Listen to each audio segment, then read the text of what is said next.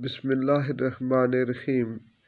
میرے پیارو، سورہ لقمان میں اللہ سبحانہ و تعالیٰ نے لقمان کی چند وصیتیں اپنے بیٹے کے نام ذکر فرمائی ہیں، اور یہ نہایت ہی قیمتی وصیتیں ہیں۔ میرے پیارو، ہمیں اس بات پر غور کرنا چاہیے کہ ہم اپنے بچوں کو کیا وصیت کرتے ہیں۔ ہم صرف اور صرف دنیا کے مال کمانے کی فکر میں ہیں اور بچوں کو بھی اسی طرز پر لے جانا چاہتے ہیں۔ میرے پیارو، دنیا کمانے سے منع نہیں کیا گیا، لیکن آخرت کی فکر کرنا سب سے بڑی فکر ہے۔